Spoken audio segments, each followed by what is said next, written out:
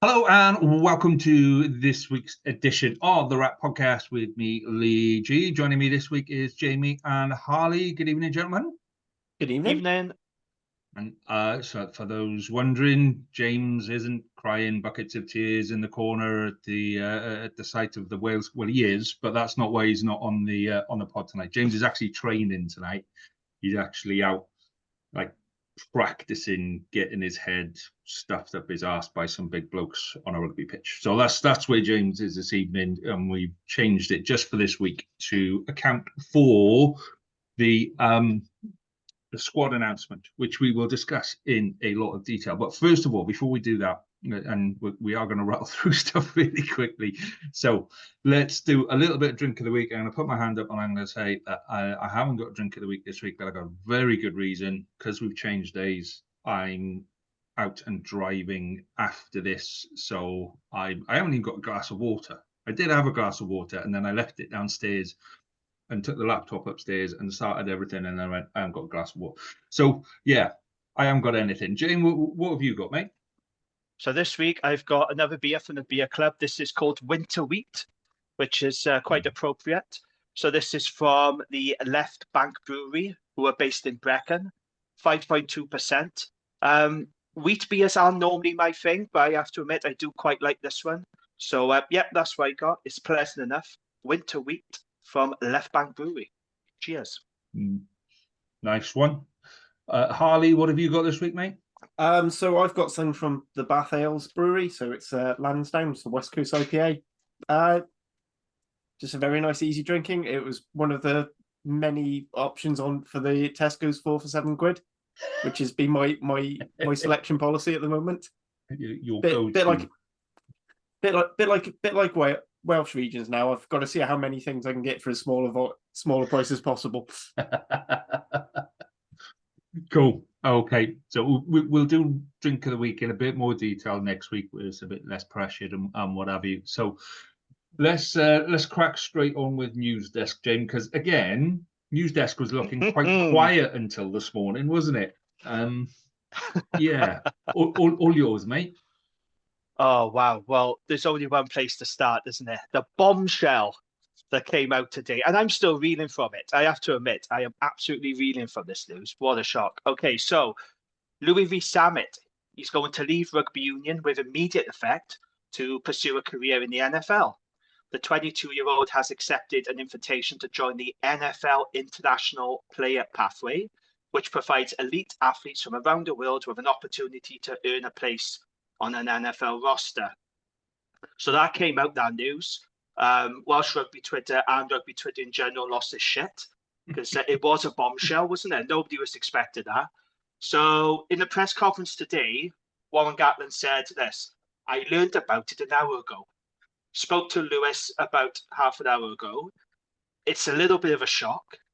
Gloucester had contacted me about 12. Things have happened pretty quickly. Louis said he had an opportunity he had an approach on Sunday.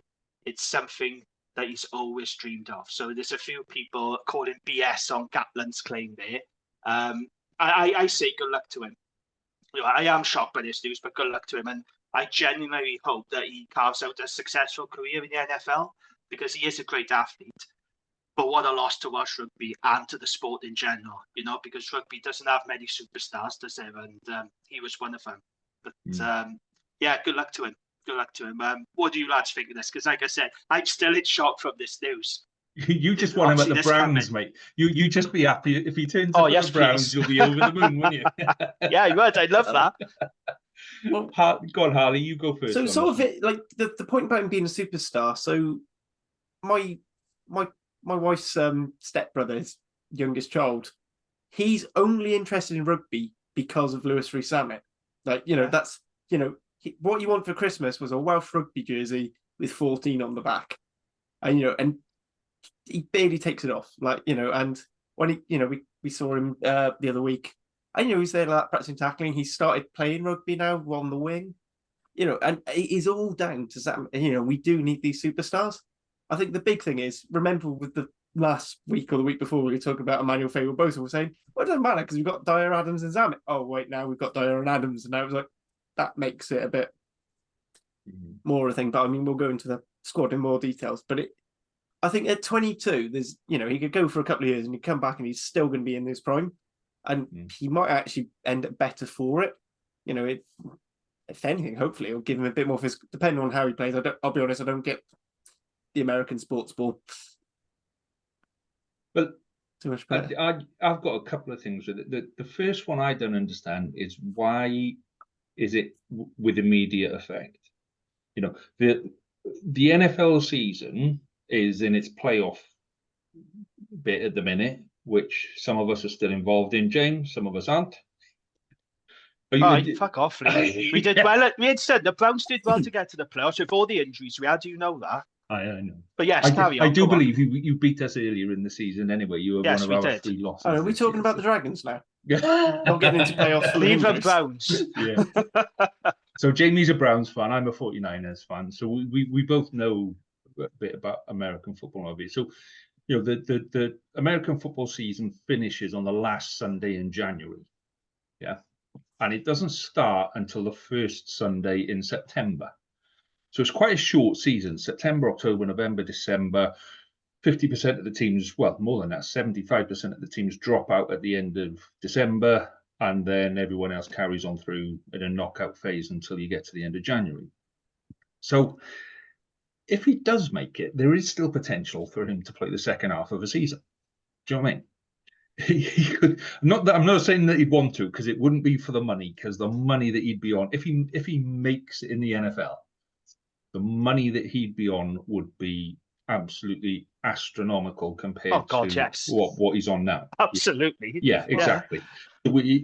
He could still come back and go, do you know what, I fancy a season on the wing with the Dragons, or half a season on the wing for the Dragons, just for the laugh of it. Do you know what I mean? So to me, there's nothing that says he can't then come back and still play rugby.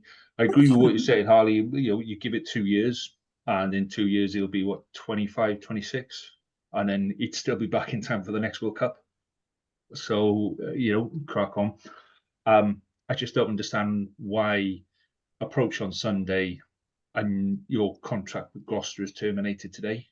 And that's the bit that there's other stuff. Yeah, there is cash, but he's obviously been approached. There's a couple of different routes through to the NFL if you're in the UK. So I think it's Loughborough and Newcastle University have got dedicated NFL, almost like academies, like we have academies. They have an NFL academy in Loughborough and Newcastle, and that's part of the international pathway system. But by the sounds of it, he's been recruited as an elite player to go over to America and start almost that step up. That's what it sounds like to me. And, you know, he's worked with NFL coaches a couple of times before. He's been in videos where he's done agility stuff with NFL coaches, and he's done strength and conditioning with NFL coaches. So it's not a massive shock that he's going. It's just the timing of it. I find the timing of it strange, and I'm fairly certain. You know, we all know there's all sorts of rumors. As soon as you become a person of note, and your face is in the paper, and you start doing all of the media stuff and all of that kind of stuff, rumors start flying, and this, that, and the other, and they are just rumors. So it wouldn't surprise me if at some point a rumor comes out and somebody goes, and that's why Zanuck left. Do you know what I mean? He's traveling to Florida this week, and the international player pathway program that he's going on is 10 weeks. So that he's going to start this program immediately. But you say what? I mean, it is a huge shock to me, and I've seen people comparing it to the Christian Wade situation, but this is different. This is much different from Christian Wade, because Christian Wade was not in the England picture. No. Like, he was discarded from England. He'd openly made his feelings clear that he was going to pursue a career in the NFL. So when Christian Wade announced he was going to go to the NFL, and he went to the Bills, didn't he, the Buffalo Bills, it wasn't a surprise or shock to anyone, because we knew that's what he wanted to do. And like I said, he wasn't in the international setup, but this was a bombshell, because we all expected Louis Salmon to be named in our Wales squad. And it got delayed. You know, that's the things. Then people were coming up with all sorts of conspiracy theories as to why it's been delayed. You know, Facey Wasomo's going to be named instead and all this. And then when it came out, that news, it was a huge shock. I still can't believe it, and I think it is a shame that we've lost a genuine superstar in Welsh rugby, and the sport itself is, massive shock to me. Massive shock. I do think good with luck to money. I do think with the whole money side of things, because obviously if he goes to and he actually gets drafted, so I think I saw something. Even if all he does is make it to preseason, he'll just pick up a $200,000 check, which I don't know how long their preseason work. That sounds a brilliant job for me. But I mean, if he does make up a decent bit of money at the NFL for a couple of seasons, is he going to be that bothered if he wants to come back play for Wales, to come back to a region? Say he wants to come home state, he wants to go to Cardiff because, he can basically walk from his mum's house to training. He's just come off a $5 million a year contract with the San Francisco 49ers, but it's all right. I'm going back to my mum's house so I can walk to training. He goes to his mum's for dinner every week already, right? And he's on a decent contract at Gloucester. He lives in Cardiff and drives to Gloucester so he can have dinner with his mum. Like, let's be fair here. He likes his home comforts. But the thing is, if you just want to go and say, I want to have some time getting back into rugby, then go to the World Cup, it kind of makes sense because, it's a drop. He'll have earned more than he'll earn in a career in rugby. The thing is, so I played. But that is if he makes it. That's that's one thing. I wish him all the success. But I mean, how many hundreds of college athletes don't make it? Thousands. Yeah, that's the thing. And Tier 2 Rugby made a good point about this on Twitter, because he said that most of the rugby players who try NFL, they go to the practice squad and they don't make it any further. So it is a big risk for Louis Sam. There's no guarantees he's going to make it. But it's... the one thing I'd say is he'd probably pick up another contract in the if he came back to uni, he'd pick up a contract, no problem. Yeah, exactly. And so he's in a no-lose situation. He knows he's good enough to go and give it a go. Remember when Cubby got offered the opportunity to go play sevens in the Olympics, and he was like, he'd just broken into the Welsh squad, and it was like, well, you're going to miss the Six Nations or whatever it was because you need to go and train with the Olympics. And he's like, well, actually, if I don't do this now, in 4 years' time, I might be injured, so I won't get that opportunity again. But I can go back. Exactly. And then he retires 2 years later because of a head knock. So, Zammit may go out there, play one game, bust his leg and never be able to walk again. I'm not hoping that's... do you know what I mean? You just don't know what's going to happen, and you take the money while it's on the table, sort of a thing. But what I was going to say, right, and this is the bit, as rugby union players, we don't understand this because it's just not something in our game. So when I was young, I played rugby union, I played rugby league, and I played American football in university. Yeah, I say I played. I trained with American football, but I was semi-pro at the time, so I couldn't stay. So with rugby, the only protective gear that I was wearing at the time was tape around my ears. Yeah, that was my protection, tape around the ears.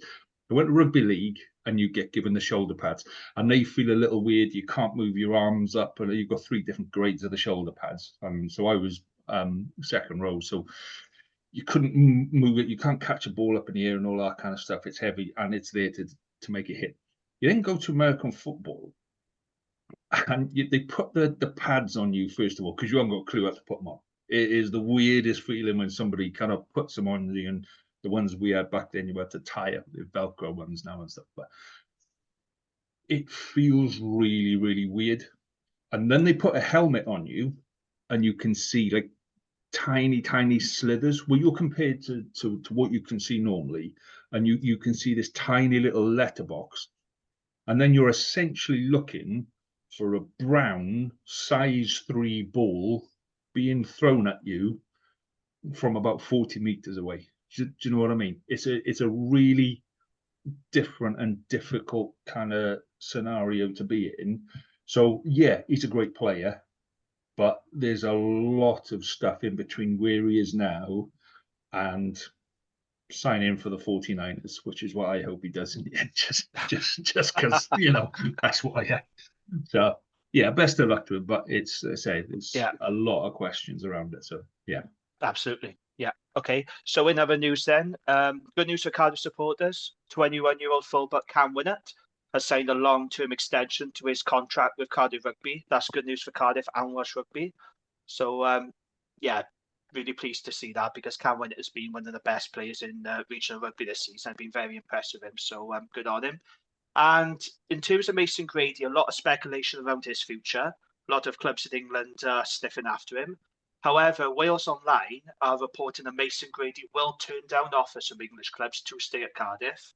Matt Sherratt said after the Harlequins game that we're confident we'll keep Mason. And again, that'll be a big boost, not just for Cardiff, but for Wales. So fingers crossed he will stay in Wales and reject those offers from England. And then just a final bit of news then. So Lance Bradley, who we know is the new Ospreys chief executive, well, he said that the region are looking to move away from the Swansea.com stadium. And let's be honest, this is something he should have done years ago, quite frankly, but better late than never. Bradley has held talks with the landlord, Swansea City Football Club, and he's confirmed today that there will be a Q&A event before the Ulster game on Sunday, February the 18th. So any Ospreys fans who are headed to the Ulster game, there will be a Q&A. Get yourselves down to that, and you have the opportunity to ask Lance some questions about the move and potential options and what have you. And speaking of Q&As, I understand this one down in Cardiff, isn't it, Harley? Would you like to tell us about it? Yeah, so there's going to be an online Q&A as part of CF10 Trust, Rugby Trust, with the, I forgot his name, Dave something. I keep forgetting his surname. Basically, the supporters representative to the Cardiff board. He does a regular Q&A every 3 to 4 months or so. So that'll be on the 30th of January. So there's still plenty of time to sign up to Cardiff for to the CF10 Trust. So it's £1, and that's you sorted for life. Then you just need the email, and they'll send you the Zoom link. As I said on the Cardiff Central pod, if anyone does want to sign up to it and doesn't get the email for the thing, DM the Cardiff Central Twitter account or the Facebook group, and I'll try and get that link over to you. Or you can, if you message the CF10 guys directly through their channels. Which again, there's a good chance it might be me who's dealing with it because I'm in charge of the socials that week. Okie dokie. Are you saying that you're getting all like admin stuff sorted now? Are you putting your hands up as I'm good at admin? Is that what it is, mate? I'm supposed to just do social stuff. I'm just my remit is to big up Cardiff, take the piss out of the Ospreys. But any other things, I'm happy to help. Okay, well, that sounds like that's a very similar remit to what we have as well. So big up the Scarlets and take the piss out of the Ospreys. What about yourself, James? Anything like that with you? Big up the Dragons and take the piss out of the Ospreys? Is that on your agenda anyway? See, as a Dragons fan, yeah, I don't like taking the piss out of other regions because of where we are. If we were a better team, I'd be a lot more confident in ripping into other teams and their supporters. But given where we've been the past few years, I just don't feel comfortable as a Dragons fan ripping the piss out of other teams because it's just not right to say. Maybe when we're a better team, I'll be a bit more confident in doing that. Yeah, so that's something to look for in the future. When Jamie stops ripping the piss out of you, you know the Dragons are having a good season. You know things are on the up. Cool. So any other anything else on the news desk this week, James? No, that's it, mate. We're all done. We're all done on the news desk. Okay, so we're quickly going to run through fixtures from last weekend, and then we'll do a quick preview of games for this weekend, and then we will crack on with all things Welsh Rugby Union related. So, who wants to start with last? Oh, I tell you what, Harley, you go first on last weekend's, mate, because I've had nothing but bloody Cardiff Blues supporters giving it this about how good it is to get bloody 50 points put on you. So go on, you give us the Cardiff Blues, and I use that term specifically. Give us a Cardiff Blues. Can I just say, Cardiff Blues have European pedigree. What we saw last night was purely Cardiff rugby. Other than the first 20 minutes, we didn't score after the 23rd minute or something like that. Like, it wasn't good. Like, you can say, oh, well done, it was a sellout, the atmosphere was great. Yeah, it was a great atmosphere if you're a Gwyn's fan. Because because all I could hear was Harlequin, the chance for Harlequins, and their song, which I have no idea what I think it's just called the Harlequin song. I just thought it was crap. It was just a very bad game. But I feel like it's one that we can just park and get over with it. I thought that meant we were out of Europe. It turns out if we win in Racing, we can still get through to the round of 16, or with a few less points, we go to the Challenge Cup. I thought I was going to basically be like, right, I don't have to think about Europe anymore. But no, yeah, this competition's gone mad.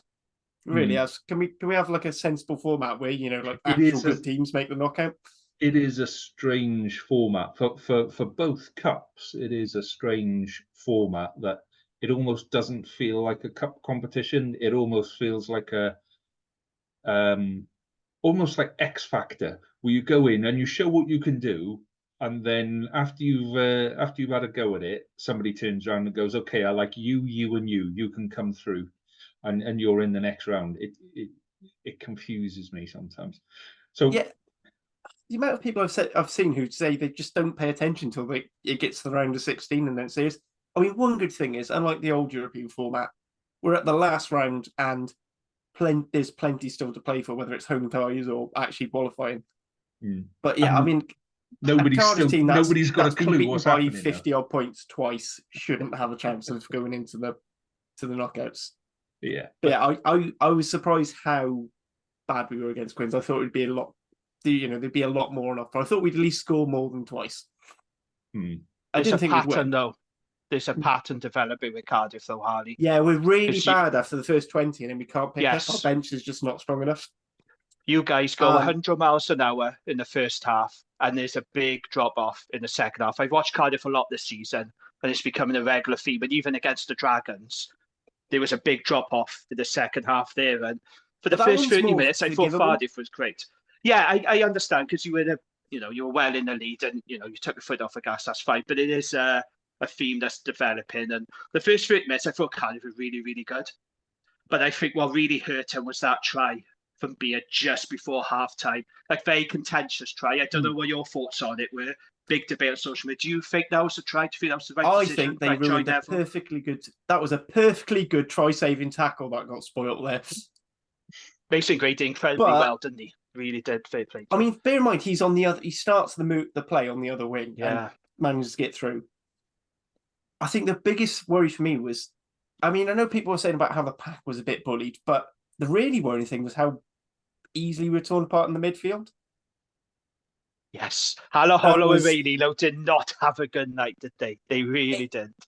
Really, bear in mind the discussion we had on the Central podcast where we basically predicted that Halaholo was going to come in because it's the whole, we're up against big physical 12, so use Halaholo is a bit more physical than Ben Thomas, although I think Ben Thomas is actually, that side of his game's a lot better than people give him credit for. But I think people fail to understand is quite often when you're in the 12 channel, it's the 10 going in there. And you've got a very nice nippy 10, like Jared. But also, Esterhazen isn't a big bruising brute.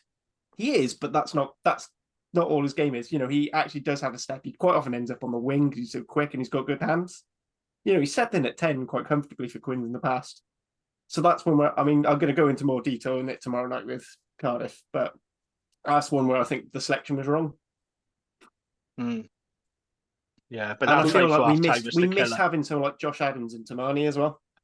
Because I feel like with Josh Adams, even though he can't really defend 13 as comfortably as he can on the wing, it gives the 13 more confidence to not have to cover the wing. He can be in a bit further because Adams is that good.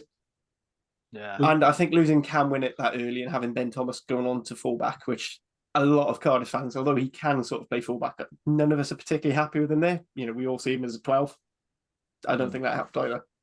But this is something that I've seen across all 4 regions over the last weekend. We're about halfway through the season now. Yeah, we're at the sticky bit, and everyone is talking about injury lists and squad depth and replacements, and we said this at the start of the season. There's going to come a point where you're literally sitting there and looking around and going, well, and we'll discuss this when we talk about scrum halves and outside halves in the squad. You know, who have we got left to play? Have we got enough people to actually put one on the pitch and one on the bench? So yeah, Cardiff are in it, Dragons are in it, Ospreys are in it, Scarlets are in it. It's not a comfy position for any of us at the minute with injuries and stuff like that. So what I'm saying is, Harley, suck it up, son. You're not the only one. I'm Shut shocked your about whinging. it's just saying that it's just a symptom of what's wrong with Welsh rugby. And who'd have predicted it? Wait, all of us when this funding model got announced. Yeah. Anyway, shall we do the Ospreys bit just very quickly? They won a game. Nothing else to say, right? I was going to say about the Cardiff game. I thought was it Young's first try, the little chip over the top where Adam Beard caught it, and I just that was a thing of beauty. I watched that and I rewound it and I watched it again and then rewound it and watched it again. I just thought it was a lovely little try that is very very Mr. Young orientated. He was great because that was his first game back after that calf injury, and I thought he was fantastic. I actually thought the halfbacks played well as well. I thought Thomas Williams and De Beer was very good. He won some turnover ball, but in the second half, they just, you know, I seen a few tweets from Cardiff supporters who were like, "Oh, I don't think the score reflects the game, and you know, this is an overreaction to the result." But I don't think there was because, like I said, I think Cardiff were brilliant for the first 30 minutes. But in that second half, it was just one-way traffic, and they were getting a lot of joy through that midfield. Yeah, it is slightly concerning that Cardiff are going through these games where they're really good in the first half, then they're dropping off in the second. But there's still a feel-good factor at Cardiff, isn't it? You know, like they're not winning many games, and yet so many supporters are really bought it. Maybe that is what it is, but I think there's a lot of it, mind, is that the brand of rugby they're playing. Cardiff are easy on the eye. They are good to watch. I mean, I hate saying it, because as a Drown supporter, when they're in full flow attack, Cardiff are a really good, entertaining team to watch. They score some nice tries. But you do wonder, because it is still a results business, if they keep losing week in, week out, when does the feel-good factor sort of ebb away a little bit, I wonder. But yeah, it was a good game. I enjoyed it. But yeah, a bit worrying and concerning the way they keep dropping off for the second half. But there's still some green shoots there for Cardiff, I think, you know. I agree. In terms of the scoreline, I think we probably might be about 8 to 10 points in the difference wrong, because I think that last try at the end wasn't a try, and then that time went, and that maul where Ern Hurts clearly comes from the touchline into the maul, grabs the ball, and you're like, how did none of you see that? He's 6'9". Dylan Lewis, though, scoring a try to have salt in the wound. Scoring a try and winning he won a scrum penalty. I know, he won a scrum penalty. Dylan Lewis, just when you thought that was going to rub salt in the wound enough, he actually won a scrum penalty. Oh, my days. That's because they were busy laughing at him. They're going, "You, again." And then they all just collapsed laughing, and that's where he gets the penalty. I'm convinced he must have licked Corey Domachowski's ear on and he giggled and fell down. Like there must be some sort of like secret thing he knew from the changing room, because it's like, I've never seen that. But the best old bloke in a scrum that I've seen is so when I was playing years and years ago, and I was playing for the seconds for some reason, and there's an old bloke, a proper old timer. And he went into a scrum. So I'm in second row. And as he goes down, he because back then it was different. We didn't do the crouch bite. We just kind of in. And as he goes in with a hit, he goes, "Oh, you smell nice, mate. You smell like your missus, you do." Whack! No, just kicked off from there. And I'm like, "Oh, that's what props do. That's how they do it." So let's discuss the Ospreys game.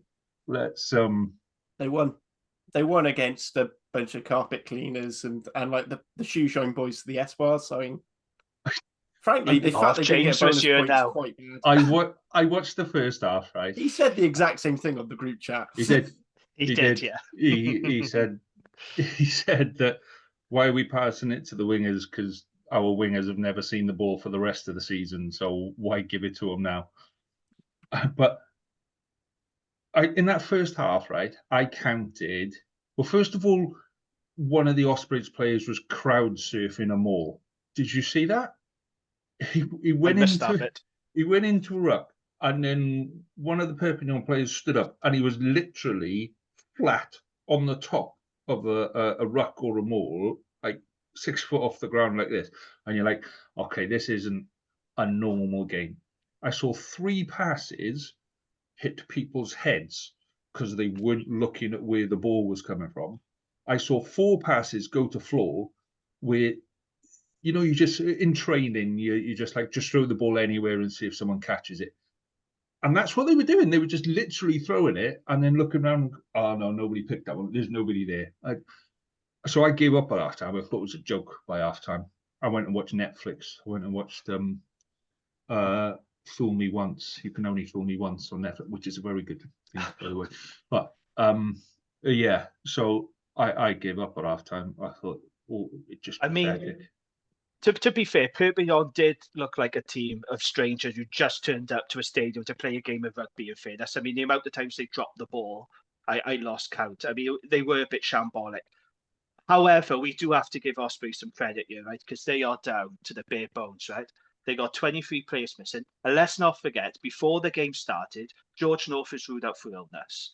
And then you got Dowie Lake going off. You got James Fender going off. You got Gavin Phillips going off injured. Right, they've got some big names missing now. The likes of Nagy, Cuthbert, Fricker, Morris, Owen Williams, Morgan Williams, Rhys Henry, Rhys Davis, Nicky Smith, etc., etc. They still got the job done. To be fair, they're down to the bare bones, and they still managed to get the job done. Did they get a bonus point? Fine, but they got the win, and I think they deserve a lot of credit for that. But they are really down now, aren't they, to the bare bones? They got to go to South Africa next. And even Toby Booth has said, like, it's a fight for the survival now. It's a survival game. So I don't know what they're going to do now. Have they got any more players? But credit to them, not for getting the job done. Because you only beat what's in front of you. Yeah, but the amount of balls that were on the floor, they literally didn't need to create anything. It was just, we'll wait until they throw the ball into an empty space and then we'll pick it up and do something with it. Yeah. It was one of those kind of games. So yeah, it's not a game that you hold up and go, look how good we were. Like you said, Jim, it was, we got the job done, we won, and then you move on to the next game. It's not a kind of game where you go, it's not going to be on the show reel at the end of the season. It's not a classic, but a shout out to Yastin Hopkins as well, because I thought he was terrific, and he's got gas, that boy, isn't he? He was really, really good, in fairness. But no, I think they deserve a lot of credit, the Ospreys, because like I said, they are right down to the bare bones. And they got the job done, and yeah, full credit to them. But South Africa up next, and I'm sure that they really didn't want that game coming up, did they? Of all the games, of all the places to go to, I know they could have really done without it. But yeah, good on them, and they're through to the last 16. So yeah, whether they'll win it or not, or quarter final remains to be seen. But they've done it. They do what they need to do. Well, you know, Ospreys in European knockouts. They are the Islander club rugby, and they can't win a quarter final, unfortunately. Yeah. Well, that changes 16. That's fine. Hope so. So let's talk about Dragons then, Jim. How did your weekend go? You know, when I said I wasn't going to pay to watch the Dragons on EPCR TV, you did. Guess what? I ended up paying to watch this game. I know, what a sucker I am, and I knew I was going to regret it as soon as I pressed the button to confirm my card details. I knew I was going to regret it. I never missed opportunity for the Dragons, I'm afraid. So I finished Zebra 20, Dragons 17. First half, we were really good, actually. We were 12-0 up. Kai Evans kicked all his points. We were making all the right decisions. You know, we took all the points on offer. We were controlling the game. We had a lot of chances in the 22. Didn't take them, but we were kicking all the points on offer. And then sort of towards the 30-minute mark, Zebra came back into the game. And the Dragons do what they always do when they're under pressure. They can see the load of penalties, and then Zebra come into it. So I think it was 12-8 at half-time. And I was still reasonably confident, actually, that we would see the job. You know, we would get this job done, because I thought we were in control for most of that first half. And then in the second half, well, I mean, I hate using the cliche game of two halves, but it really was a game of two halves, because Zebra came out and they were absolutely fine. Full credit to them. They were very good. Dragons dropped off, didn't show up in the second half. And Kai Evans missed 5 points from the tee in the second half. He missed one. Now, it wasn't quite as bad as Costello, but he did miss a penalty in front of the post in the second half, which I expected him to kick with his eyes closed, to be honest. So he missed that, and then he missed a conversion from Jared Ross's try. So that proved to be quite costly. But in the second half, it was so strange because we went through a period of, Dave Flanagan mentioned after the game as well, we went through a period of like 20, 25 minutes. We didn't have the ball. It was just all Zebra. We could not get our hands on the ball. Zebra just controlled our second half. A full credit to them because they did deserve that win. It's left Dragons in a tricky spot now because they have to beat Sharks to guarantee qualification. So they've made it hard for themselves as per usual, but they did come away with a losing bonus point. But yeah, very disappointed. And look, you know, if we're serious about, no disrespect to Zebra, we know they're a good team. We know they're improving. They've got some really good players. But if we're serious about Dragons improving, that would be more competitive. Well, I'm sorry, we've got to be beating the likes of Zebra now. We've got to be beating them. And it's just a never wasted opportunity. Could have guaranteed qualification. That hasn't happened. We got to do it the hard way now. So a good first half, a very poor second half, and Dragons have it all to do against the Sharks. So yeah, very disappointing. But it could have been worse, in fairness. You know, we could have come away with no bonus point, but very disappointed. I agree with Dave Flanagan said. You know, he said in the first half we controlled the game. It should have been over. Sorry, it should have been game over at half time. He's spot on. So it's funny, is that I've moaned so much about the Dragons' defence this season. That's been an issue because we don't have a defence coach. For this game, it was actually our attack that let us down, the lack of accuracy. So yeah, very disappointing. All to do on Sunday, and yeah, it's a golden opportunity blown by the Dragons are free. And if we're going to qualify now, we got to do it the hard way. But on the plus side, the Sharks have been shit this season. Yeah, there is that. Which is where they walloped us, didn't didn't they? Yeah, but they walloped us. You forget they absolutely destroyed us when we played the Sharks last. So I don't know if you guys we'll have been talk about listening fixtures. to, we'll do fixtures coming in a minute. Yeah. But yeah, I was talk going to us about Scarlets. No, I was going to pick up on one thing there, James. And again, we'll discuss this at the very end. Dave Flanagan or David? Now, and you know why? Yes, I know. And Harley mentioned this as well. So on the Dragon's Lair podcast that we did. Oh, actually, now we mentioned this, can I just say a huge thank you to everyone who's listened and sent us feedback on that. So that episode that we did with David Buttress is our most listened to episode. You can confirm the figures as well. They're pretty good, aren't they?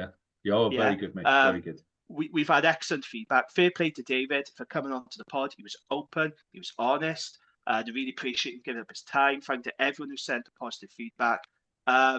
Yeah, so on this podcast, David Buttress was referring to Dave Flanagan as David Flanagan, and it did take some getting used to. It didn't sound right, did it? It did not sound right. I've always known him as Dave Flan. It's either Dave Flanagan or Dave Flan, but he was calling him David Flanagan, and yeah, it did throw me a little bit at first. So I know what you're getting at, but it was a good chat.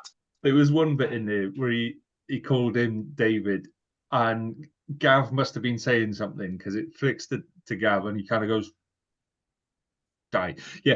To be fair, I have the same thing when everyone refers to Dai Young as David Young, and you're like, "What? Who?" Yeah, it's I know what you wrong. mean. Yeah. I just want to pick up one thing with Zebra though. Beating Zebra for Dragons really is an upset because I don't know if you guys listen to the Pirate Rugby pod. So obviously, your co-host on Scott's Feeder. It's been on here a couple of times, Hugh. Sorry, but Hugh Griffin is always going to be known as Catboy. Have you listen to the Scarlet's Fever pod? Hugh Flatcap on the Pirate Rugby pod. Have you seen this? Have you seen the Scarlet's pod this? Yeah. Have you seen the Scarlet's pod this week? Not yet. I did watch it. Yeah. So see our names here. Hugh is on as Catboy. Grump, weren't you? Hugh was down as Grump. I was down as the Grump. I was going to do a thing about the Grump. I had some stuff to moan about. We were having such a good pod. I went, I can't bring it down.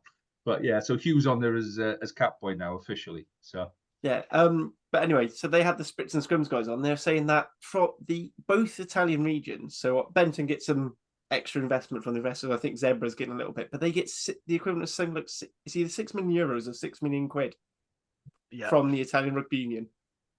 Nice. So they already so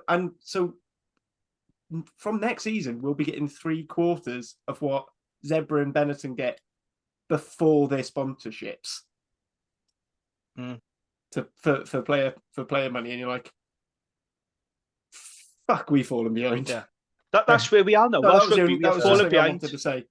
Thanks we for are falling bringing behind the the mood up Italians. there, Harley. Thanks for really livening things up with the most depressing statistic of the night there, mate. So Cheers, Harley. Thanks for that was my stat of the week. No, I get your point. I do get your point. I still feel like Dragons, like, there are certain games the Dragons target to win. And I'm sorry, but Seaver should always be one of those. That's not disrespect to Seaver, but that should be a game the Dragons should target and win. And I'm sure Seaver will say the same thing about the Dragons, but that was a winnable game. We had a squad that was good enough. Although, interestingly, Leon Brown was dropped for this game and Tane Basham was overlooked. So make into that what you will. So that's Dave Flanagan on the one hand, putting a marker down, sending a message to his players because they have underperformed over the festive period.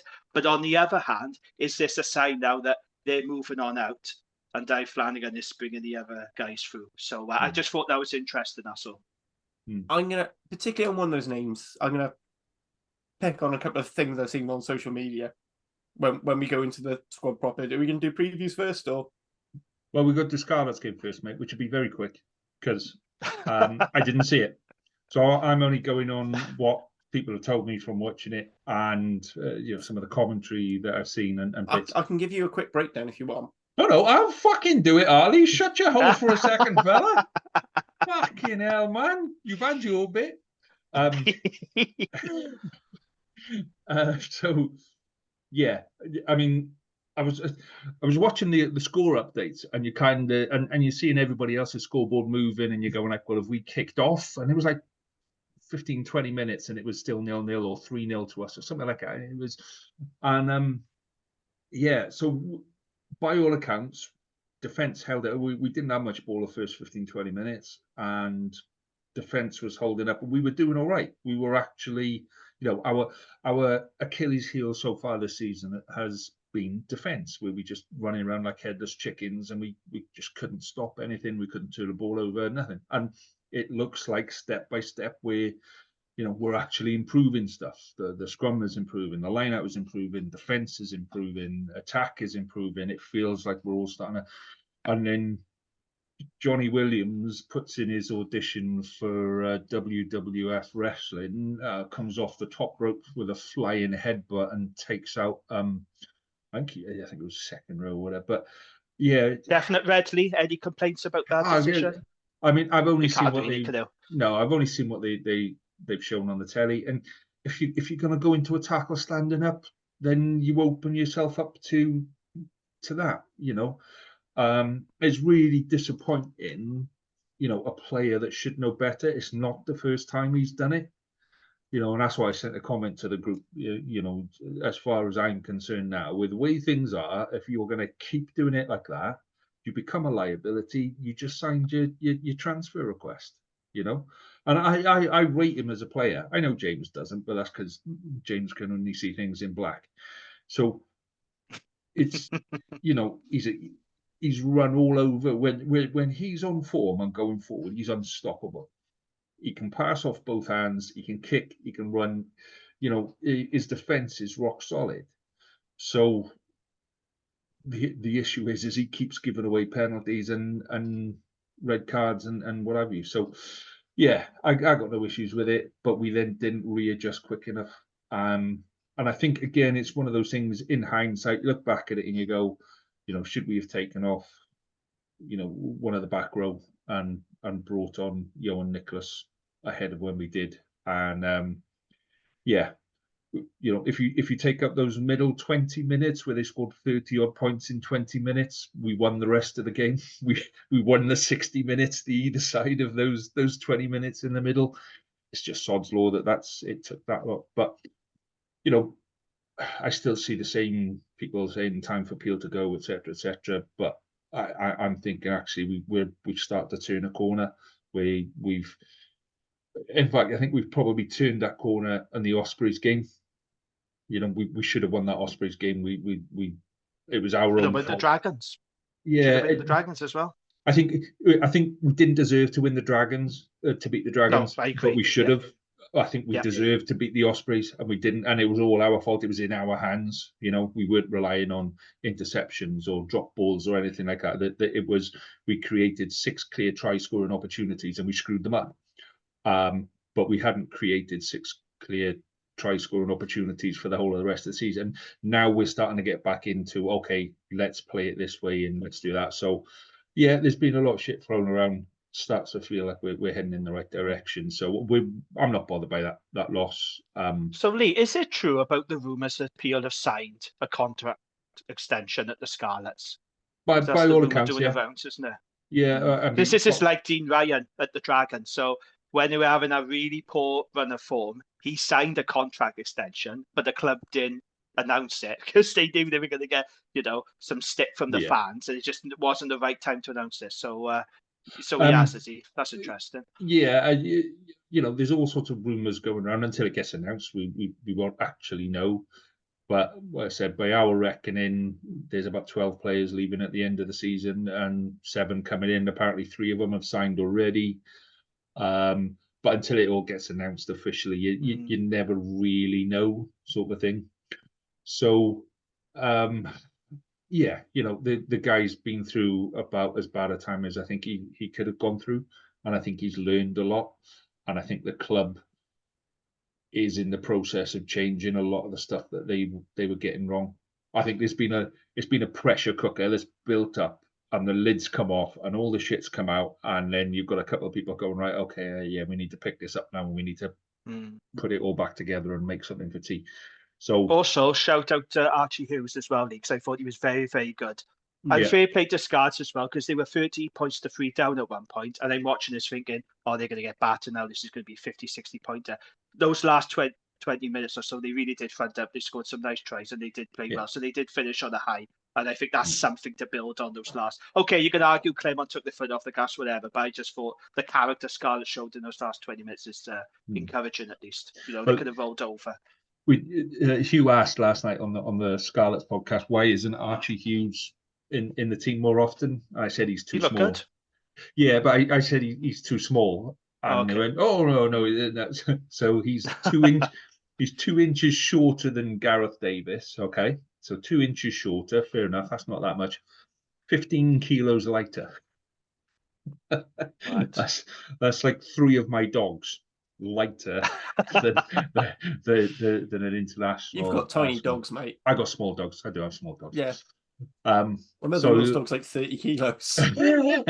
But the point is, in 2 seasons' time, he'll have put that bulk on. And, Gareth Davis is probably one of the ones that will leave simply because we can't afford to keep him.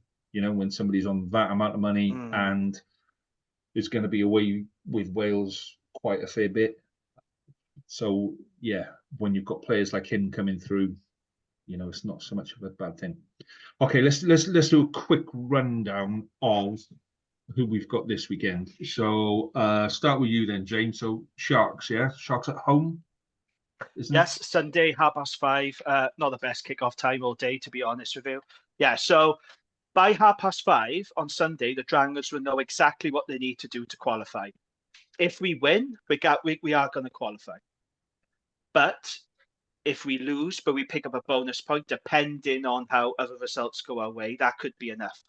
But first and foremost, we have got to win. It is possible that the Dragons could earn a home tie in the last 16, but again, they need to win and they need things to go their way. It really didn't help us that Cheetahs lost to Poe on the weekend in Amsterdam. Thanks a bunch, Cheetahs. You had one job. That's all we needed you to do, is to beat a disinterested Poe team, and that would have helped us this weekend, but that didn't help us. So,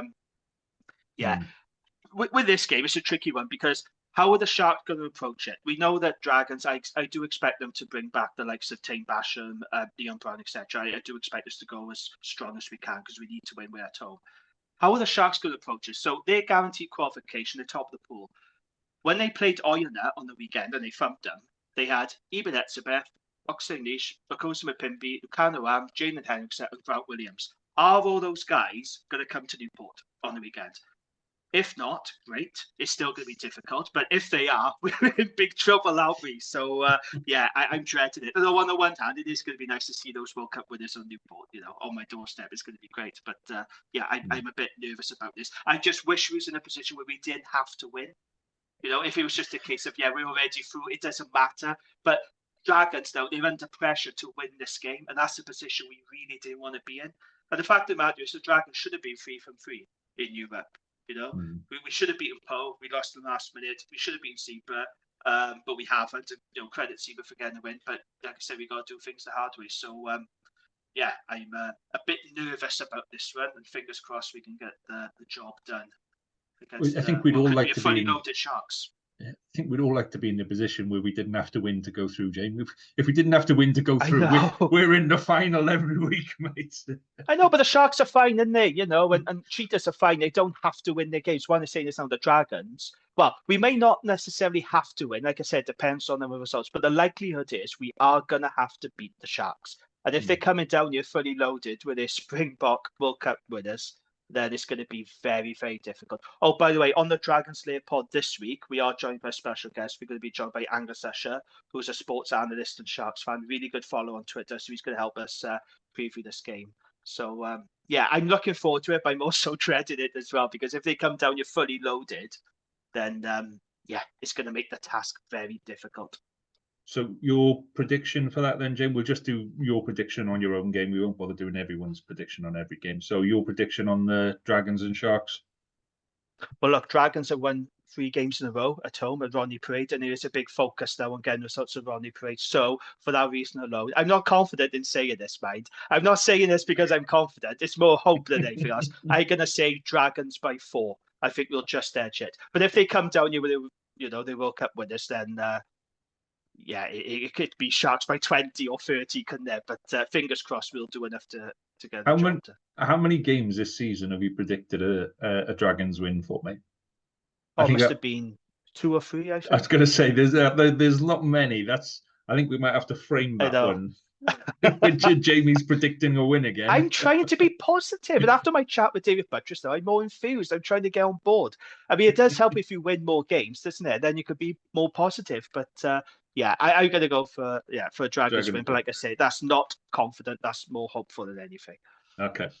Harley, who are you playing this week, mate? I haven't got it written down. We are away to Racing 92 in the Disco Dome, which for all the Cardiff fans travelling out, I mean, at least it's going to be an experience. I can't see. So we're both buying for. We've both got a chance of finishing 4th in the pool. So it's pretty much a winner takes all. I mean, it depends. If Ulster do a job on Quins, then you know it'll be fighting for the Challenge Cup spot. So I imagine 1, it's at home. 2, they've actually got something to play for. So I can see Racing being quite loaded. So I just can't see, especially looking at some of the injury lists. So we haven't got Belcher, Adams is still out. Cam Winnett. Yeah. So I can't see anything more than just another battering, to be honest. Will you be able 30 to? Points, that would be great. I was going to say, will you be able to hold them to 50 this time, or will it get crazy? I hope so. is how I'm leaving it. I'm not feeling very positive after that game, so I'll get more shit from Cardiff supporters about how I'm not positive enough on this and other podcasts. But yeah, bring it on, boys. Bring it on. Come on, let's see what you got. But you know, it's like we've had 3 wins all season, and none of them are in Europe. Like my good vibes only last so far. I mean, when it came out at the start of the season, well, not even the start of the season, end of last season, when you beat the Ospreys on Judgment Day, and then it was like, oh, you've won the Welsh Shield, which was great for about 10 minutes, and then somebody went, that means you're in the top level of the cup, you're in the Champions Cup, and it's like, so it's been a fair. You've been expecting it for a while, haven't you? Although at least with the draw, we've got fun teams, so at least they're teams I like watching. So that makes it slightly better. Okay, it's good fun. But I would have liked one of the French teams to have actually come to Cardiff. Yeah, because I'm just not. It's like I can go and see Bath and Quins play whenever, pretty much regularly. It's a lot more effort to go see Toulouse or Racing. Maybe we'll save that one for next week, mate. Maybe we'll save that one for there. So Ospreys travel down. Well, what's left of the Ospreys side travels down to South Africa. Are they playing in South Africa? Yeah, it's Lions. Yeah, they're playing the Lions. They're playing the Lions. Yeah. So at altitude as well. Yeah. Just to finish off what's left of the squad. I mean, they could have done without this, couldn't they? Yeah, it's on a Sunday, 1 p.m. I feel sorry for the Ospreys. Their injury list is just crippling. And the Dragons have been through it. We had 20 players, as I spoke about the pod before at one point. They got 23. It's going to be really interesting to see their squad selection, isn't it? I do feel for them. You can see Toby Booth walking around Swansea going, anyone got a set of boots, boys? Set of boots and shorts? Set of boots and shorts? Under 18s are you doing anything this weekend, boys? I said, didn't the under 18s do better? Just haul a few of them in. I think. No, I can see some safeguarding issues there with sending under 18s against the South African back. Yeah. Oh yeah, don't be doing that. I mean, Scarlets did at the start of the season. Scarlets brought a couple of academy boys, but yeah, it's. Yeah, I mean, I've got no sympathy. Yeah, I've got no sympathy for the Ospreys going out there. Don't get me wrong, because they've got no gratitude or empathy for anybody else when they're going through the. I think Scarlets last year at one point we had 25 players out in a bigger squad, granted, but we had 25 players out at one point last season, and yeah. So in fairness, though, half of them are players who get injured all the time, and you re-sign anyway. Less of the you. You're making me feel like it's my fault, Ali. I had nothing. It is. It's all your fault. All of Welsh rugby's your fault, mate. So yeah. So let's. What do we think as a score for Ospreys? I'm going Lions by 20 at least. Yeah, probably more, but at least 20. Yeah. Jane, would you agree with that? I'm going to go Lions by 18 on this one. Okay, yeah, cool. Could be a tough afternoon for a very depleted Ospreys team. I hope they front up, but at least they don't have to win this game. That's the thing. They're under no pressure. It's a free hit. Chuck some youngsters in, see what happens. But yeah, I'm going to go for Lions by 18. Cool. I said it's just a bummer for them. They have to go to South Africa twice. Yeah, so obviously they haven't no sympathy at all. Fuck them. Speaking of sympathy, Scarlets. Well, yeah. So we got Edinburgh at home. Which, I mean, we were talking about it last night. It's almost like it's almost like pre-season for the second half of the season.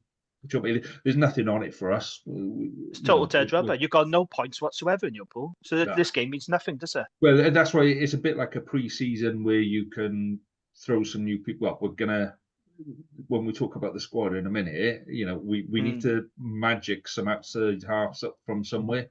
And a couple of spare scrum halves because Charlie Titcombe. That is the one. Yeah. No. That's that. Yeah. Well, he's playing both 9 and 10. Yeah. Starting bench. He's doing all of it now. Well, it's a bit like we've got to throw. We've got to hope that Dinky Jones is back to full fitness, and he's been out. Some fitness. He's been out all season, and it's his first game back.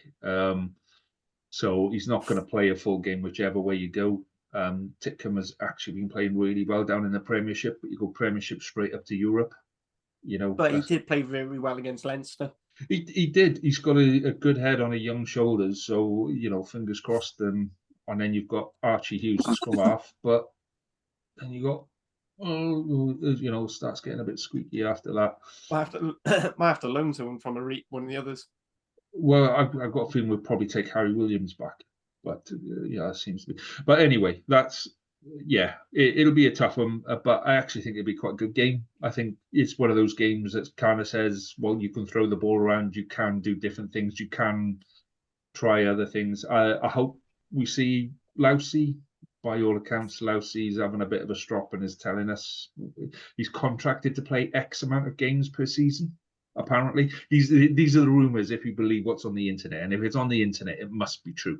Scarlet Fever Forum, isn't it? You be getting your information from there. You don't want to be doing that. Yeah, can I just say? You don't want to be doing that. The Scarlet Fever Forum is different to the Scarlet's Fever podcast. Pod. Nothing to do with us whatsoever. Probably should have picked a different name. Well, Yeah. it's one of those things that, I'll be honest, not many people read the Scarlet Fever forum unless they want to moan about stuff. So anyway, we were always going to be Scarlet Again, Fever. isn't that the same with the podcast? Fuck off. So yeah, Edinburgh on the weekend, Friday night. Get it over and done with. I just hope we get a good crowd. I think that's the key bit, and we've got a bonus pod coming out tomorrow as well with Jave and Sebastian, who's now obviously up at Edinburgh. Edinburgh, yeah. Yeah, and he talks a good game. He is a good game. I'm looking forward to that one, actually. He's very honest about stuff. It's only about half an hour long, and the signal's really dodgy for the first. That's why we can't put it on YouTube, because we all had to switch our cameras off in order to preserve the thing. So yeah, I'm going to go Scarlets by kind of 10, 15. I think we will just go. Do you know what? Let's just attack everything. Let's just go and enjoy it. The only thing that might cock it up will be the weather, because it's meant to be rough on Thursday and Friday. So, but I'm going to go Scarlets by 15 and hopefully more.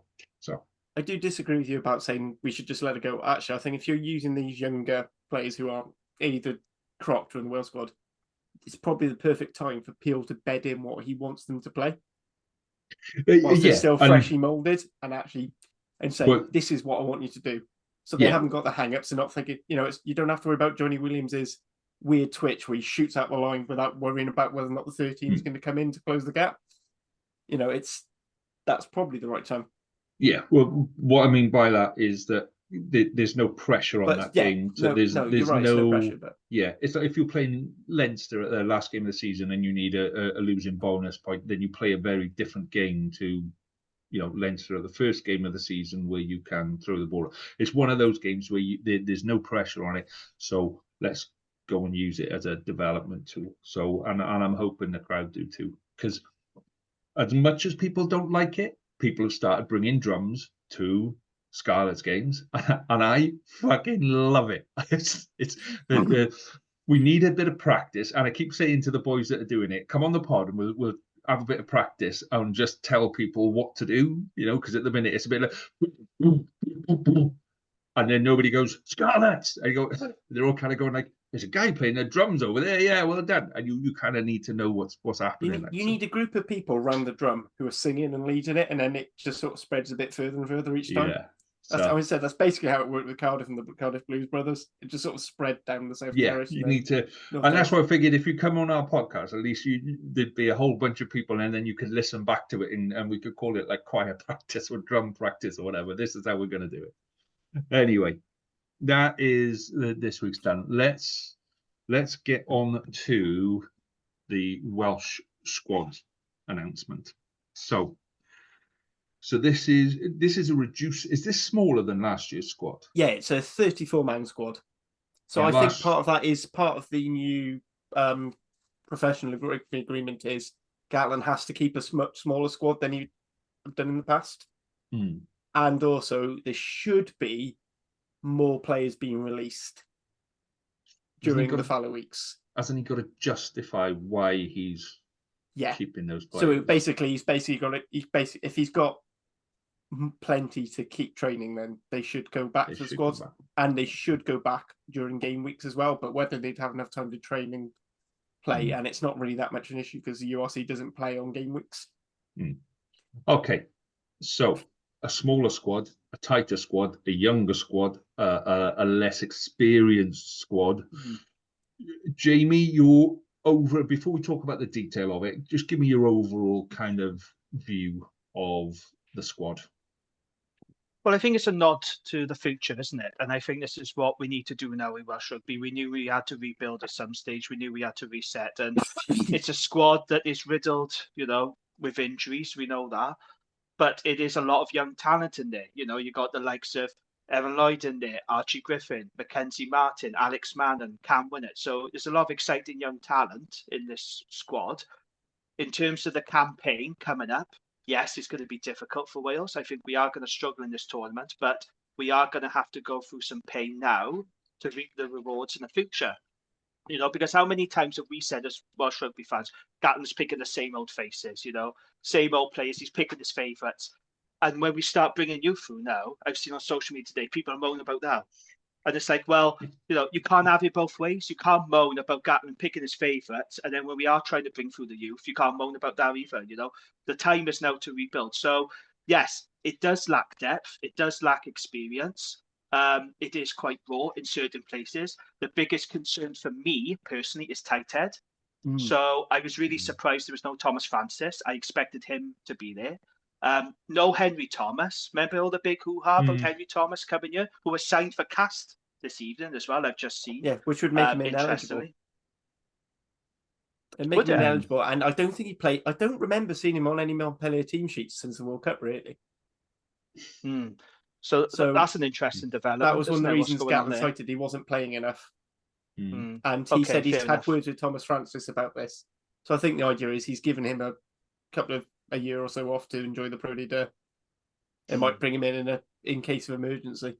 Yeah, but for me, I think tight head, that is the one area I do have a concern because Leon Brown is there. I'm not surprised that Leon has been called up. Yes, he's missed a lot of this season. He has, conceded a few penalties when he has played for the Dragons. But let's not forget that Gatland loves Leon Brown. He's a big fan of Leon, always has been. He's on 23 caps. So it is expected he's going to leave Dragons. He just needs 2 caps. That'll make him eligible to play for Wales if he does leave to go to Bristol. So I guess that's the thinking there. I'm guessing Kieran Asarati is probably going to be first choice for Wales out of the tight head options. I am surprised about the Bath Archie Griffin. I didn't see that coming. I understand he hasn't had that many games for Bath. He's third choice, isn't he? I think so. He hasn't had that many opportunities, but when he has played, apparently he has impressed. The Welsh management have been tracking him for some time. But yeah, my greatest concern is tight head. But I have to say, I am pleased for David Jenkins as well. So he's the youngest ever captain of a men's Wales squad. And that's totally deserved. And I said a few times on social media, he's a future Wales captain. He's been absolutely outstanding for Exeter. He's a natural leader, really good player. And that begs the question now, doesn't it? So we know he's captain, which means he's probably going to start. Who does he start alongside? Is it going to be Will Rowland? Is it going to be Adam Beard? I'm interested to see how it's playing out. But on the whole, yes, you look at the squad, it's a nod to the future. It's a change in the guard. There are so many players out with injury, isn't it? You know, the Ospreys have only got 4 players in. And is it 4 or 5 players they got? 4. But, 4 players. So obviously if they had more players fit, they would have a higher representation. Yeah. But this campaign could be a very difficult one for Wales, I would say, looking at that squad. Okay, so Harley, your overview, So yeah, I mean, I'm despite being the Cardiff fan, although some of the things I've said on the pods might question that, but I'm surprised how many Cardiff players are in until you account for just how many injuries there are, particularly in the Ospreys. So if you think of the players who aren't available for the Ospreys, there's no Jack Morgan, there's no, I said Rhys Davis is sort of iffy, Nicky Smith's out. I mean, if you're not going to have Tom Francis, then it leaves a spot. Owen Williams is a questionable fitness. Ruben Morgan Williams, who a lot of people and for me quite rightly think he's been one of the better performing scrum halves in Wales at the moment. There's no Cuthbert. And I think Warren Gatland just needed an excuse to get rid of Kieran Williams out of the pecking order before the World Cup. I think pretty much all of us agreed with that, because that penalty he conceded was not his fault, and and Gatland used that as a petard to hoist him on. It's weird. I said I agree the tight head issue's weird, but in Gatland's thing, some of the highlights were like, I want a more mobile type 5, which is probably where Thomas Francis loses out a little bit in the past. No Dylan Lewis, his selection, I think, because Gatland, obviously, if he's only picking 3 tight heads, he wants 2 for training, which means he's only got 1 England qualified. So I think it's an excuse to look at Archie Hughes. I'm a bit surprised. When he was talking about fullbacks, he mentioned Lewis Rees-Zammit by name, didn't mention Josh Adams, who I would say he's probably played more than any of them.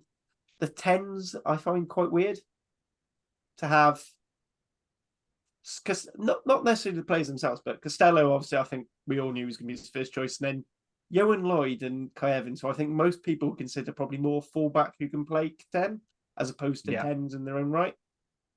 That's quite weird with all the different names they said. I thought Ben Thomas might have snuck in, but looking at the centres, he's clearly picked certain types for his 12s and his 13s, and I think Gatland made it very clear he wants Ben Thomas to play 10, and he's not been doing that at Cardiff. So, I mean, was it average age of under 25? What some of Hugh, again, Hugh Flatcaps or Catboy, whichever one. Catboy. Yeah. So 10 players now have almost 3/4 of all the caps. Only 12 of the 34 players of 25. I said there's four uncapped players and 5 uncapped players other than Archie Hughes is in Bristol and Bath. The other 4 are all Cardiff, which is just weird. And I've never known since I've been really into my rugby, I've never known that happen in a squad.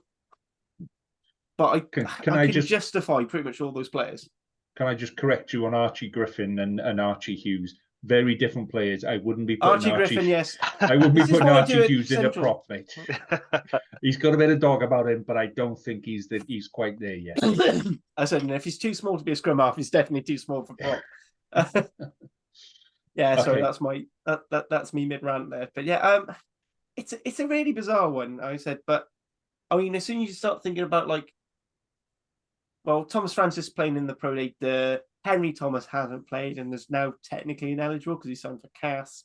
Dylan Lewis is only on the bench. And, if you want to bring in this extra, and, if you're having a smaller squad, you kind of got to keep the Wales-based players, so you've got more training. And then with Osprey's ridiculous amount of injuries, it does sort of all add up to this sort of squad makeup because it's almost who's left. Yeah. Osprey's only got 4, but they would have had far more players if they didn't have their injury issues. So Osprey's got 4. They'd swap out. You'd imagine basically you pretty much almost invert what's happened if injuries weren't an issue. They would have dominated the squad, Ospreys, if they didn't have so many injuries, I believe. So you got Ospreys 4, you got Cardiff 11, Scarlet's 8, which I'm a bit surprised at. I'm surprised the Dragons got 6. To be brutally honest with you, I am surprised we got 6 players. And then you got 5 players playing outside of Wales. So that's the makeup there of the players. So the bit for me is it's quite obviously a more mobile pack than what we've been used to. And there is a bit more creativity in the backline than what we've been used to. To me, it says this is how we're going to play the game in the next 4 years. But he's chosen a more expansive, mobile, dynamic kind of game, and he's gone right. Okay, he's very good at going. Here's the blueprint. Here are 25 players that fit in that blueprint, and here's another 5 players that I can make it fit that blueprint. And I think that's what we're seeing. I think Dav Jenkins as captain, like you said, Jim. Yeah, I think we when we were talking about who was going to be captain for the World Cup, we mentioned him a couple of times, and we just said, we did, might be a bit too young, but it'd be interesting to see what happens now when Jack Morgan comes back in, and Dewi Lake. And I wouldn't be surprised to say, for Gatland to say, actually, no, Dav Jenkins stays as captain, and you two are part of the senior leadership team or whatever, but he's my captain. Do you know what I mean? So, yeah, I can see where we're going with it. I personally, I like the look of that because a lot of that back row are open sides who happen to play blind sides, sort of a thing. They can play both sides of the scrum. So I like that in a back row. Or more 7/8 type yeah, we do have one out and out blind side. Yeah, there's a mobility there that for me works better when you're playing a mobile pack. I am a bit pissed off with the fact that we've got 2 scrum halves and 2 outside halves in from the Scarlets, and I'm like, no, you've got 2 scrum halves, a fly half, and a fullback. Well, 2 fullbacks. Yeah, I mean, you look at whether you class Johan Lloyd as an outside half or a fullback, whether you then class Tom Rogers as a wing or a fullback, personally, I didn't see Tom Rogers being in this at all. I didn't think Hardy would be in there. And I think barring injuries in the NFL, I don't think those would have been in all honesty. I'm looking forward to seeing a backline that's got Joe Roberts and Nick Tompkins in. Genuinely, I think that will just confuse the fuck out of everyone. Possibly their own people, definitely the referee, definitely the opposition. So I think that'll be an interesting one. If you then put, say, for example, you've then got Johan Lloyd. Let's go Thomas Williams, Johan Lloyd, Nick Tompkins, Joe Roberts. That's like putting a box of frogs over hot coals. That's just going to be insane. That is. That does sound like what's going to end up being the Italy backline. Just Johan Lloyd at 10 makes me.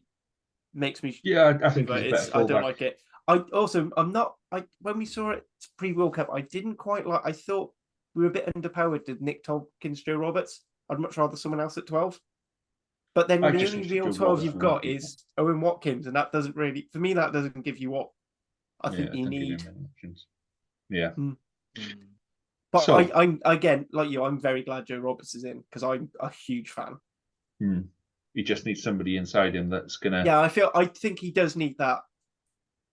That more Bosch, like the way we've been playing is we've had Nick Tompkins, who's a bit more of a distributor, a bit more of a playmaker, although he can sort of carry. And then we've had an out-and-out Boscher outside. Yeah. Whereas I feel with Joe Roberts at 13, you need the Boscher, I feel like you need someone who's going to carry hard.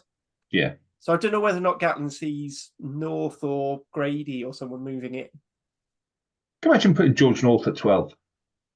I could see it. Because let's be fair, you don't need to pass all the time. Yeah. Can I just say the one player I am happy to see included in this squad is James Botham, because I'm a big fan of his and I felt he should have had far more Wales involvement. I know he's had a few injuries, but this is a guy that can play across the back row, so I'm really pleased to see him. I know there was a lot of conversation about Thomas Young, but for some reason we know Gatlin doesn't like Thomas Young. Him, does he? I think I'm a big fan of Thomas Young. He's terrific, but for some reason Gatlin just doesn't fancy him. So I'm really pleased to see James Botham. Nicky Smith not getting a look in again. Yes, I know he's currently injured, but you would have expected him to play some part in the Six Nations. And it's really weird to see now a Wales squad that doesn't have Talupe Faletau in it. Yes, again, I know he's injured, so they must have looked at Talupe and realised he's not available for any of the games, because in the past, he would have been a dead cert, regardless of whether he'd been available for all the games or not, even if it's just available for one or two. Talupe Faletau would always be in it, and it's just really strange now, looking at the Wales squad. I'm not seeing Talupe there. So, I mean, like you said earlier, if we're going to make changes, now's the time to make changes. If you're going to bring in fresh talent, and part of that is having an educated.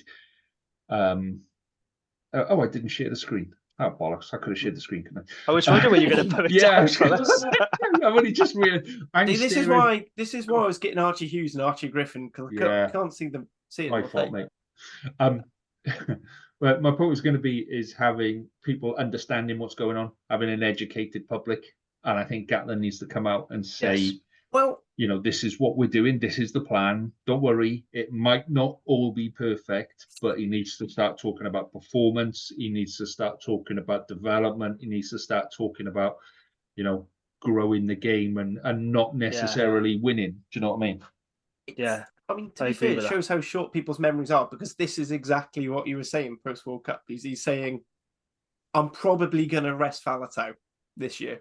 I've spoken to Talupe and said, you just focus on getting 100% right. And if you're ready to go and do one last line in store, if you think you can make it to the World Cup, because I think Faletau is a player who, if fully fit at 35, he probably could still be one of the best eights in the world. Absolutely. Whether or not he's the, But, part of the problem we've had with some of these players, it happened with Warburton, it happened with Navidi, it happened with Faletau, happened to an extent with Tipperick. Not so much with Tipperick, because he didn't ever really have those big injuries until the one that's pretty much put him out. Is as soon as they could physically go on a rugby pitch, they were chucked back in at top level, and then they break again. So I think actually it's quite good that Gatlin's saying, do you know what, we're going to take the hurt. we're going to take the hurt this Six Nations. It's going to be developmental, and we're going to rest on these big names. And he's, seems to be doing the same thing with Thomas Francis, because Gatland will gain nothing by playing Thomas Francis. By seeing what Azarati can do, seeing if he can get Brown fit enough to do a campaign, looking at this new guy, that will benefit this 4-year cycle far more than playing Henry Thomas, who, let's be fair, is probably a bit more of a journeyman. He probably only had a season or two and at top level anyway. Dylan Lewis, we know what he can do, but and he's now playing second fiddle at Quins, although it never really stopped him and it never stopped Gatland picking Francis when he was second at Exeter, but that's by the by. He knows what they can do. Let's bring some of these new ones in. He's got experienced heads like Gareth Davis and George North, who he genuinely thinks have a shot at being at the next World Cup. So, that's one thing. The other thing is, as I said, because of the new funding rules, the squad has to be smaller. So you can't carry as many injured players. So if Leon Brown isn't quite 100%, you can't, he hasn't got the option of having the full thing. So he's confident that we already know Cam Winnett probably isn't going to be available until the third week. So that's one name off. You can't really hold then a second, injured player because, thing. But the joy is we've got Ewan Lloyd and Kai Evans as main fullbacks. Josh Adams can cover. So we've got enough, with Mason Grady playing wing and 13, you can sort of cover that. So you can't really go say, oh, well, Faletau might be fit for the last couple of weeks, but we don't really have the depth.